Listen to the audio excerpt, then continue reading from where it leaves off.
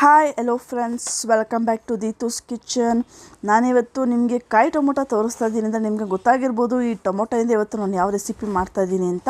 ಹೌದು, ನಾನಿವತ್ತು ಕಾಯಿ ಟೊಮೊಟೊಯಿಂದ ಒಂದು ಸೂಪರಾಗಿರುವ ಸ್ಪೈಸಿ ಆಗಿರುವ ಚಟ್ನಿ ಮಾಡಿ ತೋರಿಸ್ತಾ ಇದ್ದೀನಿ. ತುಂಬ ಟೇಸ್ಟಿಯಾಗಿರುತ್ತೆ ಈ ಕಾಯಿ ಟೊಮೊಟೊಯಿಂದ ಮಾಡಿರೋ ಚಟ್ನಿ. ಹೇಗೆ ಮಾಡೋದು ಅಂತ ಹೇಳ್ತೀನಿ. ಅದಕ್ಕೂ ಮುಂಚೆ ನೀವೇನಾದರೂ ಫಸ್ಟ್ ಟೈಮ್ ನನ್ನ ಚಾನಲ್ನ ನೋಡ್ತಾ ಇದ್ದರೆ ಈಗಲೇ ಸಬ್ಸ್ಕ್ರೈಬ್ ಮಾಡ್ಕೊಳ್ಳಿ. ಬನ್ನಿ ಹೇಗೆ ಮಾಡೋದು ಅಂತ ಸ್ಟೆಪ್ ಬೈ ಸ್ಟೆಪ್ ಹೇಳ್ಕೊಡ್ತೀನಿ. ಮೊದಲಿಗೆ ನಾನೊಂದು ಪ್ಯಾನಿಗೆ 1-2 ಟೇಬಲ್ ಸ್ಪೂನಷ್ಟು ಎಣ್ಣೆ ಹಾಕ್ಕೊಳ್ತಾ ಇದ್ದೀನಿ. ಮೊದಲಿಗೆ ನಾವಿಲ್ಲಿ ಸ್ವಲ್ಪ ಸಾಂಬಾರು ಪುಡಿನ ರೆಡಿ ಮಾಡ್ಕೋಬೇಕಾಗತ್ತೆ. ಅದಕ್ಕೆ ಸ್ವಲ್ಪ ಎಣ್ಣೆ ಹಾಕ್ಕೊಳ್ತಾ ಇದ್ದೀನಿ. ನೆಕ್ಸ್ಟ್ ಇವಾಗ ಇದಕ್ಕೆ ನಾನು 1 ಟೇಬಲ್ ಸ್ಪೂನಷ್ಟು ಜೀರಿಗೆನ ಹಾಕ್ಕೊಳ್ತಾ ಇದ್ದೀನಿ. ಅದಕ್ಕೂ ಮುಂಚೆ ನೀವು ಎಣ್ಣೆ ಕಾದಿದೆ ಅನ್ನೋದು ಕನ್ಫರ್ಮ್ ಮಾಡ್ಕೊಳ್ಳಿ. ಮತ್ತು ಇದನ್ನೆಲ್ಲ ನೀವು ಲೋ ಫ್ಲೇಮಲ್ಲೇ ಮಾಡ್ಕೋಬೇಕಾಗತ್ತೆ. ಇಲ್ಲಾಂದರೆ ಜೀರಿಗೆ ಸೀದೋದ್ರೆ ನಿಮಗೆ ಟೇಸ್ಟ್ ಔಟ್ ಆಗೋದು ಚಟ್ನಿದು. ಇದಕ್ಕೆ ನಾನು 3 ಹಸಿಮೆಣ್ಸಿನ್ಕಾಯಿ, 2 ಗುಂಟೂರು ಮೆಣಸಿನ್ಕಾಯಿನ ಯೂಸ್ ಮಾಡ್ತಾಯಿದ್ದೀನಿ. ನೀವು ಗುಂಟೂರು ಮೆಣಸಿನ್ಕಾಯಿ ಬದಲು ಇನ್ನೂ 2 ಹಸಿಮೆಣ್ಸಿನ್ಕಾಯಿನ ಹಾಕ್ಕೊಳ್ಬೋದು. ಹಸಿಮೆಣ್ಸಿನ್ಕಾಯಿ ಬೇಡ ಅಂದರೆ ನೀವು ಗುಂಟೂರು ಮೆಣಸಿನ್ಕಾಯಿನೇ ಹಾಕ್ಕೊಳ್ಳಿ. ನೋಡಿ, ಈ ರೀತಿ ಸ್ವಲ್ಪ ಅದು ಎಣ್ಣೆಯಲ್ಲಿ ಫ್ರೈ ಮಾಡಿಕೊಂಡ್ರೆ ಮೆಣಸಿನ್ಕಾಯಿನ, ಹಸಿಮೆಣ್ಸಿನ್ಕಾಯಿನ ನಮಗೆ ಯಾವುದೇ ರೀತಿ ಗ್ಯಾಸ್ಟ್ರಿಕ್ ಆಗೋದಿಲ್ಲ. ನೀಟಾಗಿ ಎಣ್ಣೆಯಲ್ಲಿ ಈ ರೀತಿ ಹುರ್ಕೊಂಡ್ಮೇಲೆ ನಾನಿವಾಗ ಇದಕ್ಕೆ ನೆಕ್ಸ್ಟು ಈರುಳ್ಳಿನ ತಗೊಳ್ತಾ ಇದ್ದೀನಿ. ತುಂಬ ಈಸಿ ಇರುತ್ತೆ ರೆಸಿಪಿ. ನೀವು ಕೊನೆ ತನಕ ವೀಡಿಯೋ ನೋಡಿದ್ರೆ ನಿಮಗೊಂದು ಐಡಿಯಾ ಬರುತ್ತೆ ಹೇಗೆ ಮಾಡೋದು ಚಟ್ನಿ ಅಂತ. ಪರ್ಫೆಕ್ಟಾಗಿ ನಿಮಗೊಂದು ಗೊತ್ತಾಗುತ್ತೆ ಯಾವುದಿದು ಎಷ್ಟೆಷ್ಟು ಹಾಕಬೇಕು ಅನ್ನೋದು ನಿಮಗೆ ಸಂಪೂರ್ಣವಾಗಿ ತಿಳಿಯುತ್ತೆ. ನೀವು ನೋಡ್ತಾ ಇರ್ಬೋದು, ನಾನು ಇಲ್ಲಿ 2 ಈರುಳ್ಳಿನ, ನಾನು ಮೀಡಿಯಮ್ ಸೈಜ್ ಈರುಳ್ಳಿನ ಕಟ್ ಮಾಡಿ ಹಾಕ್ಕೊಳ್ತಾ ಇದ್ದೀನಿ. ಚೆನ್ನಾಗಿ ಫ್ರೈ ಮಾಡ್ಕೋಬೇಕಾಗುತ್ತೆ. ನೋಡಿ, ನೋಡ್ತಾ ಇರ್ಬೋದು, ಸ್ವಲ್ಪ ಗೋಲ್ಡನ್ ಕಲರ್ ಬರೋ ತನಕ ನಾವು ಇದನ್ನು ಫ್ರೈ ಮಾಡ್ಕೋಬೇಕು. ಇದನ್ನೆಲ್ಲ ಲೋ ಫ್ಲೇಮಲ್ಲೇ ಮಾಡ್ಕೊಳ್ಳಿ. ನೀವು ನೋಡ್ತಾ ಇರ್ಬೋದು, ಇವಾಗ ಕಲರ್ ಸ್ವಲ್ಪ ಚೇಂಜ್ ಆಗಿದೆಯಲ್ಲ, ಅಲ್ಲಿ ತನಕ ನಾವು ಈ ರೀತಿ ಫ್ರೈ ಮಾಡ್ಕೋಬೇಕಾಗುತ್ತೆ. ನೆಕ್ಸ್ಟ್ ಇದಕ್ಕೆ ನಾನಿವಾಗ ಸ್ವಲ್ಪ ಧನಿಯಾ ಬೀಜನ ತಗೊಳ್ತಾ ಇದ್ದೀನಿ. ಒಂದು ಅರ್ಧ ಟೇಬಲ್ ಸ್ಪೂನಷ್ಟು ಸಾಕಾಗುತ್ತೆ. ನೀವೇನಾದರೂ ಜಾಸ್ತಿ ಹಾಕ್ಕೊಂಡ್ರೆ ಅದೇ ಫ್ಲೇವರ್ ಬಂದುಬಿಡುತ್ತೆ. ಸೊ ಅರ್ಧ ಟೇಬಲ್ ಸ್ಪೂನ್ ಧನಿಯಾ ಬೀಜ ಹಾಕ್ಕೊಳ್ಳಿ. ಇದಕ್ಕೆ 1/4 ಟೇಬಲ್ ಸ್ಪೂನಷ್ಟು ಅರಿಶಿನ ಕೂಡ ಹಾಕ್ಕೊಂಡಿದ್ದೀನಿ.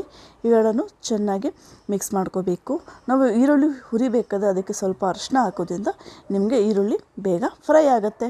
ನೀವು ನೋಡ್ತಾ ಇರ್ಬೋದು, ನೀಟಾಗಿ ಲೋ ಫ್ಲೇಮಲ್ಲೇ ನೀಟಾಗಿ ಫ್ರೈ ಮಾಡ್ಕೋಬೇಕಾಗುತ್ತೆ. ತುಂಬ ಈಸಿ ಇರುತ್ತೆ ರೆಸಿಪಿ. ಖಂಡಿತವಾಗ್ಲೂ ಈ ರೆಸಿಪಿ ನಿಮಗೆ ಇಷ್ಟ ಆಗುತ್ತೆ. ಇಷ್ಟ ಆದರೆ ನೀವೇನು ಮಾಡಿ, ಲೈಕ್ ಮಾಡಿ, ಶೇರ್ ಮಾಡಿ, ಕಮೆಂಟ್ ಮಾಡಿ. ಅಷ್ಟೇ ಅಲ್ಲ, ನಿಮ್ಮ ಫ್ಯಾಮಿಲಿ ಮೆಂಬರ್ಸ್ಗೆಲ್ಲ ಶೇರ್ ಮಾಡಿ. ನೋಡಿ, ಇವಾಗ ಸ್ವಲ್ಪ ಕರ್ಬೇವಿನ ಸೊಪ್ಪು ಕೂಡ ಹಾಕ್ಕೊಳ್ತಾ ಇದ್ದೀನಿ. ನೀವು ನೋಡ್ತಾ ಇರ್ಬೋದು, ತುಂಬ ಕಡಿಮೆ ಇಂಗ್ರೀಡಿಯೆಂಟ್ಸು, ಹಾಗೆ ತುಂಬ ಟೇಸ್ಟಿಯಾಗಿ ಬರುತ್ತೆ ಈ ಚಟ್ನಿ. ಈ ಚಟ್ನಿನ ನೀವು ಚಪಾತಿ, ದೋಸೆ, ಇಡ್ಲಿ, ಅನ್ನಕ್ಕೆ ಸ್ವಲ್ಪ ಬಿಸಿ ತುಪ್ಪ ಹಾಕ್ಕೊಂಡು ಚಟ್ನಿ ಹಾಕ್ಕೊಂಡು ತಿಂತಾದರೆ ಸ್ವರ್ಗಕ್ಕೆ 3 ಗೇಣು ಅಂತ ಹೇಳ್ಬೋದು. ಅಷ್ಟು ಚೆನ್ನಾಗಿರುತ್ತೆ ಆ ರುಚಿ, ಆ ಖಾರ. ನಾನು ಹೇಳೋದೇ ಬೇಡ, ನೀವು ಮನೇಲಿ ಟ್ರೈ ಮಾಡಿ. ನೀವೇ ಬಂದು ನನಗೆ ಕಮೆಂಟ್ ಮಾಡ್ತೀರಾ, ಮೇಡಮ್ ಅಷ್ಟು ತುಂಬ ಚೆನ್ನಾಗಿ ಬಂತು ಟೊಮೊಟೊ ಚಟ್ನಿ ಅಂತೇಳಿ. ತುಂಬ ಈಸಿ ಇರುತ್ತೆ. ಈ ಟೈಮಲ್ಲಿ ನಾನು 2 ಬೆಳ್ಳುಳ್ಳಿನ ಬಿಡಿಸಿಟ್ಕೊಂಡಿದ್ದೆ. ಎಸ್ಲನ್ನು ಹಾಕ್ಕೊಳ್ತಾ ಇದ್ದೀನಿ. ನಿಮಗೆ ಎಷ್ಟು ಎಸ್ಲು ಹಾಕಿದ್ದೀನಿ ಅಂತ ಹೇಳಬೇಕು ಅಂತ ಒಂದು 15 ಎಸ್ಲು ಹಾಕಿದ್ದೀನಿ. 2 ಬೆಳ್ಳುಳ್ಳಿಗೆ 15 ಎಸ್ಲು ಬರುತ್ತೆ. ಈ ರೀತಿ ನೀಟಾಗಿ ನಾವು ಫ್ರೈ ಮಾಡ್ಕೋಬೇಕಾಗತ್ತೆ. ನೋಡಿ, ತುಂಬ ಟೇಸ್ಟಿಯಾಗಿರುತ್ತೆ ಈ ಚಟ್ನಿ. ಮಾರ್ನಿಂಗ್ ಹೊತ್ತೇನೋ ದೋಸೆ ಚಪಾತಿ ಮಾಡಿದಾಗ ಏನು ಮಾಡೋದು, ಪಲ್ಯ ಮಾಡೋಕ್ಕೆ ಬೇಜಾರಾಯಿತು, ಟೈಮ್ ಇಲ್ಲ ಅಂದಾಗ ಈ ರೀತಿ ಚಟ್ನಿ ಮಾಡ್ಕೊಳ್ಳಿ. ತುಂಬ ಟೇಸ್ಟಿಯಾಗಿರುತ್ತೆ. ಈ ಟೈಮಲ್ಲಿ ನಾನು ಇವಾಗ ಇದಕ್ಕೆ ಸ್ವಲ್ಪ ಕಳಕೆ ಬೀಜನ ತಗೊಳ್ತಾ ಇದ್ದೀನಿ. ಕಳಕೆ ಬೀಜ ನಿಮಗೆ ಅಳತೆ ಮಾಡಿ ಹೇಳಬೇಕು ಅಂದರೆ ಒಂದು 3 ಟೇಬಲ್ ಸ್ಪೂನಷ್ಟು ಕಳಕೆ ಬೀಜವನ್ನು ಯೂಸ್ ಮಾಡ್ತಾಯಿದ್ದೀನಿ. ತುಂಬ ಟೇಸ್ಟಿಯಾಗಿರುತ್ತೆ ಈ ಕಾಯಿ ಟೊಮೊಟೊ ಮತ್ತು ಕಡಲೆ ಬೀಜ. ಒಳ್ಳೆ ಟೇಸ್ಟ್ ಕೊಡುತ್ತೆ ಚಟ್ನಿಗೆ. ನೀವು ನೋಡ್ತಾ ಇರ್ಬೋದು, ನೀಟಾಗಿ ಲೋ ಫ್ಲೇಮಲ್ಲೇ ನೀವು ನಿಧಾನಕ್ಕೆ ಮಾಡ್ಕೊಳ್ಳಿ. ನೋಡಿ, ಈ ರೀತಿ ಸ್ವಲ್ಪ ಕಳಕೆ ಬೀಜ ಸ್ವಲ್ಪ ಫ್ರೈ ಆಗಬೇಕು. ಅಲ್ಲಿವರೆಗೂ ನೀವು ಈ ರೀತಿ ಫ್ರೈ ಮಾಡ್ಕೊಳ್ಳಿ. ನೋಡಿ, ತುಂಬ ಈಸಿ ಇದೆ ರೆಸಿಪಿ. ಯಾರಾದರೂ ಮನೆಗೆ ನೆಂಟರು ಬಂದಾಗಲೂ ಅಷ್ಟೇ, ಪಲ್ಯ ಏನಾದರೂ ಮಾಡಿ ಬೇಜಾರಾಗಿದ್ದರೆ, ಏನಾದರೂ ಚಟ್ನಿ ಬೇಕು ಅಂತ ಅಂದಾಗ ಈ ರೀತಿ ಮಾಡ್ಕೊಳ್ಳಿ. ನೀವು ನೋಡ್ತಾ ಇರ್ಬೋದು, ನೆಕ್ಸ್ಟು ನಾನಿಲ್ಲಿ 3 ಕಾಯಿ ಟೊಮೊಟೊ ತೊಗೊಂಡಿದ್ದೀನಿ. ಅದನ್ನು 6 ಭಾಗ ಮಾಡಿದ್ದೀನಿ. ನೀಟಾಗಿ ವಾಶ್ ಮಾಡಿ ಇಟ್ಕೊಳ್ಳಿ.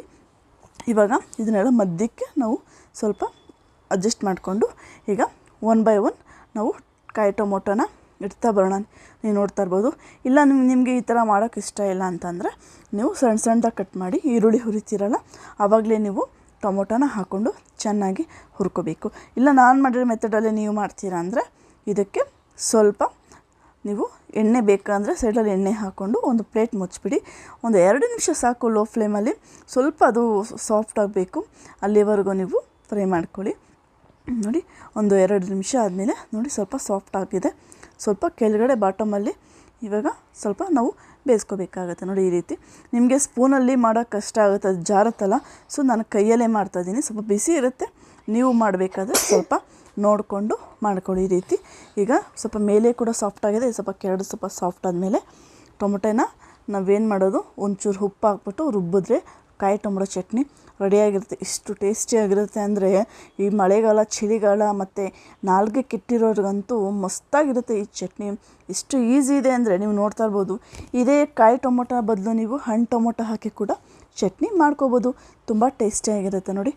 ನಮ್ಗೆ ಇನ್ನೊಂದು ಹೆಂಗೆ ಗೊತ್ತಾ, ಇದು ಟೊಮೊಟೊ ತುಂಬ ಸಾಫ್ಟಾಗಿರೋದ್ರಿಂದ ನಮಗೆ ಆ ಸ್ಪೂನಲ್ಲಿ ಅಥವಾ ನೀವು ಅನ್ನದ ಕೈಯಲ್ಲಿ ಬರೋದಿಲ್ಲ ಅದು. ಸೊ ಇಂಥ ಟೈಮಲ್ಲಿ ನೀವೇನು ಮಾಡ್ತೀರಾ ಅಂದರೆ ನೀವು ಕೈಯಲ್ಲೇ ಮಾಡ್ಕೊಳ್ಳಿ, ಏನು ಪ್ರಾಬ್ಲಮ್ ಇಲ್ಲ. ಸ್ವಲ್ಪ ಬಿಸಿ ಇರುತ್ತೆ, ನೋಡಿಕೊಂಡು ನೀವು ಈ ರೀತಿ ಮಾಡ್ಕೊಳ್ಳಿ. ಕೊನೆಯಲ್ಲೇ ನೋಡಿ ಸಾಕು, ನಮ್ಗೆ ಇಷ್ಟು ಬೆಂದಿದೆ ಸಾಕು. ಕೊನೆಯಲ್ಲಿ ಸ್ವಲ್ಪ ಚೆನ್ನಾಗಿ ಮಿಕ್ಸ್ ಮಾಡ್ಕೋಬೇಕಷ್ಟೇ ನೋಡಿ. ಈ ರೀತಿ ಪರ್ಫೆಕ್ಟಾಗಿ ಹಾಕಿದ್ದೀವಿ, ಎಲ್ಲ ರೆಡಿ ಇದೆ. ಉಪ್ಪು ಒಂದು ಹಾಕ್ಕೊಳ್ಬೇಕು ನೋಡಿ. ಈ ರೀತಿ ಚೆನ್ನಾಗಿ ಮಿಕ್ಸ್ ಮಾಡ್ಕೊಳ್ಳಿ. ಖಂಡಿತವಾಗ್ಲೂ ಈ ರೆಸಿಪಿ ನಿಮಗೆ ಇಷ್ಟ ಆಗಿದೆ ಅಂತ ಅಂದ್ಕೊಂಡಿದ್ದೀನಿ. ಇಷ್ಟ ಇದ್ದರೆ ಲೈಕ್ ಮಾಡಿ, ಶೇರ್ ಮಾಡಿ, ಕಮೆಂಟ್ ಮಾಡಿ. ಹಾಗೆ ಕೊನೆಯಲ್ಲಿ ಸ್ವಲ್ಪ ನಿಮಗೆ ಹುಣಸೆಹಣ್ಣು ಬೇಕು ಅಂದರೆ ಹಾಕ್ಕೊಳ್ಳಿ, ಇಲ್ಲ ಸ್ಕಿಪ್ ಮಾಡಿ. ಯಾಕಂದರೆ ನಾವಿಲ್ಲಿ ನಾಟಿ ಟೊಮೊಟೊ ಹಾಕಿರೋದ್ರಿಂದ ನಮಗೆ ಹುಳಿ ಅವಶ್ಯಕತೆ ಇರೋದಿಲ್ಲ. ಬೇಕು ಅಂದರೆ ಹಾಕ್ಕೊಳ್ಳಿ, ಇಲ್ಲಾಂದರೆ ಸ್ಕಿಪ್ ಮಾಡಿ, ಏನೂ ಪ್ರಾಬ್ಲಮ್ ಇಲ್ಲ. ಈಗ ಸ್ವಲ್ಪ ಉಪ್ಪು ಹಾಕ್ಕೊಳ್ಳೋಣ. ಇದು ಸ್ವಲ್ಪ ಹಾರಬೇಕು. ಬಿಸಿಲಿ ಯಾವತ್ತೂ ಏನೂ ರುಬ್ಬಕ್ಕೆ ಹೋಗಬೇಡಿ. ಇದಕ್ಕೆ ಕೊನೆಯಲ್ಲಿ ಕೊತ್ತಂಬರಿ ಸೊಪ್ಪು ಹಾಕ್ಕೊಂಡು ಸ್ವಲ್ಪ ಹೊತ್ತು ಆರಕ್ಕೆ ಬಿಟ್ಬಿಡೋಣ ನಾವು. ನೋಡಿ ಇಷ್ಟು ಕರೆಕ್ಟಾಗಿದೆ. ಆರಿದ್ಮೇಲೆ ರುಬ್ಬಿಟ್ಟು ನಿಮಗೆ ಬೇಕು ಅಂದರೆ ಚಟ್ನಿಗೆ ಒಗ್ಗರಣೆ ಹಾಕ್ಕೊಳ್ಳಿ, ಇಲ್ಲ ಬೇಡ ಅಂದರೆ ನೀವು ಹಾಗೆ ಸ್ಕಿಪ್ ಮಾಡ್ಬೋದು.